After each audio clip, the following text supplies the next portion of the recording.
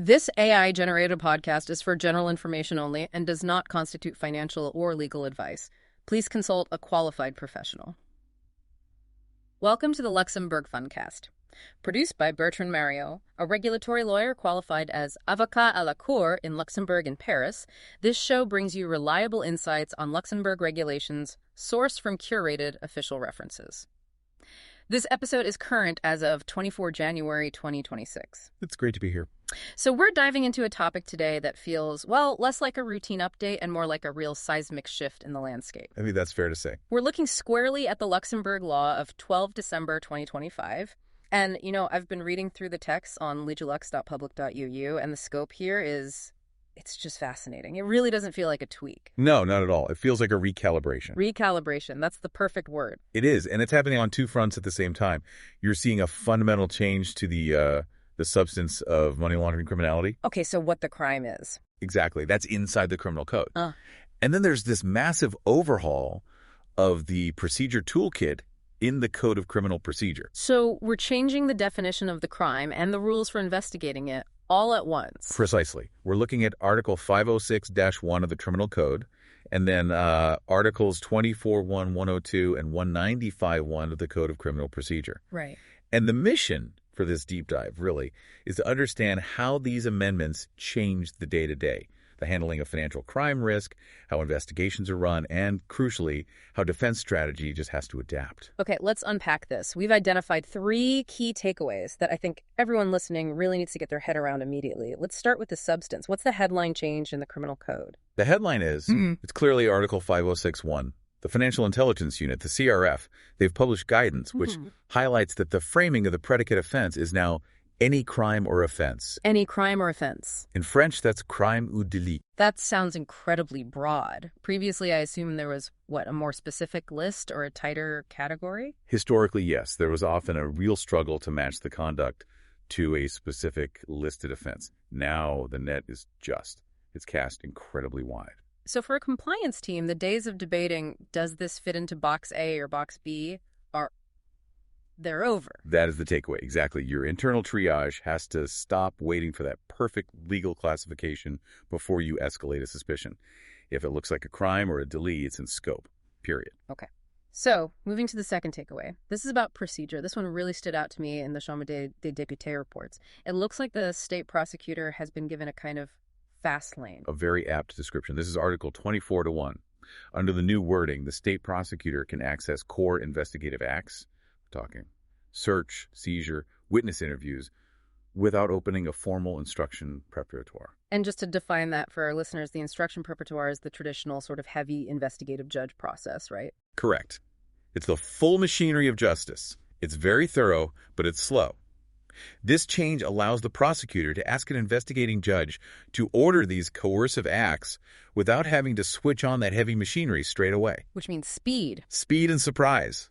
Regulated actors, well, you need to be ready for investigative contact much, much earlier than you were under the old regime. And the third takeaway, this seems to be a very specific tool for defense lawyers about sentencing. Yes, Article 195-1. The documentation points out that special reasoning is now required for any unsuspended custodial sentence that's below 2 years. Unless there's recidivism. Right, unless there's legal recidivism. So the judge has to actually explicitly explain why they aren't suspending the sentence. That's it. They have to justify why prison is the only viable option. And that changes how counsel plans defense strategy. You're no longer just arguing for innocence. You're building a case that forces the judge to engage with that reasoning. Right. I want to get to the why behind all this. Laws don't just change for the sake of it. What's the conceptual key here? What problem is the legislator trying to solve? It's all about reducing friction. When you look at the legislative history, the goal is to remove friction at 2. Let's call them historical choke points. Okay. What were they? Predicate offense uncertainty and procedural latency. Let's take those one by one. Predicate offense uncertainty. This goes back to that any crime or offense change we just talked about. Yes. In the past, cases would often just stall. They'd stop moving because teams are arguing over whether the behavior matched a specific listed offense. Is this fraud or is it breach of trust? And while they're having that debate, the money is moving. The money is gone. Oh, yes. Exactly. The new Article 506.1 covers property derived from any crime or offense. So the impact is that practitioners have to shift their focus. How so? You stop focusing on the taxonomy, on the classification of the upstream offense. Instead, you focus on evidencing the knowledge and the handling of the property. So the question isn't what exact crime created this money, but rather, do we know this money is dirty and what are we doing with it? That is precisely it. The burden shifts entirely to the handling of the proceeds. Okay. And the second choke point, procedural latency. That's the time gap. In financial crime, evidence it's ephemeral. It often disappears during those early delays. Communications vanish, assets get moved. The old process of setting up a full instruction just took too long. And Article 24-1 is the fix. It creates a hybrid model. It allows the state prosecutor to request an investigating judge to order coercive acts without the full instruction repertoire. So it combines the speed of a preliminary inquiry with the real power of a judge's order. So the big picture is triage has to happen earlier, and evidence governance is now the absolute center of gravity. And for the defense, it means your posture has to be much more fluid. Counsel has to run their defense strategy in parallel with procedural monitoring because you don't know what's coming. The judge might execute an act and then just return the file to the prosecutor. Or they might decide to switch to a full instruction in rem.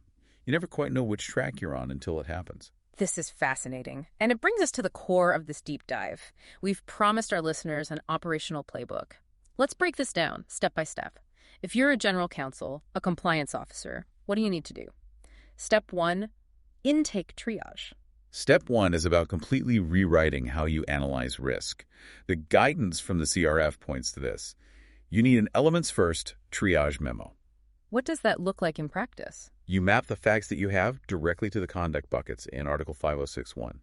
The law gives us 3 main categories. Which are? False justification, assistance to placement or concealment, or the acquisition, holding, and using of the asset. And you mentioned a gold nugget here. What's Sure. the key question to ask? The advice is, don't ask what exact predicate offense is it. Forget that question. Instead, ask, what can we evidence about knowledge, control, and provenance today?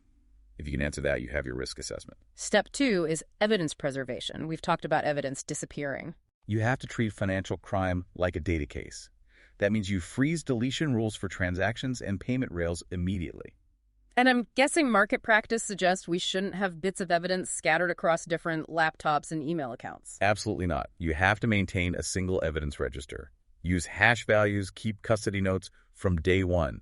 It is so much cheaper to maintain a clean register than it is to pay lawyers to argue about a document's authenticity 2 years down the line. Okay, step 3. Anticipate coercive measures. This is the Article 24-1 scenario. The prosecutor uses the fast lane, and suddenly investigators are at your door. Right. You need a dawn raid microprotocol. This isn't complicated. It's a reception script. What does the person at the front desk actually say? It's a room allocation plan. And you also mentioned having a handover pack. Yes. Have a pack ready to go, corporate docs, org charts. The whole goal is to prevent what you called uncontrolled rummaging. If you can hand them the keys to understand your company structure, they spend less time turning over every stone in the office. And then you have to monitor what happens next. Crucially, you need to watch. Does the judge return the file to the prosecutor, or do they continue the instruction? That single fact dictates your entire next move. Step 4. This covers telecom measures. The law allows for locating measures. It does, but it comes with specific duties. Notice and minimization duties. So for the defense, the action is to maintain a calendar for when that notice should occur, and you must ask for the minimization destruction trail. What exactly is that trail? You want to see the record of what data was kept versus what was destroyed because it was deemed irrelevant.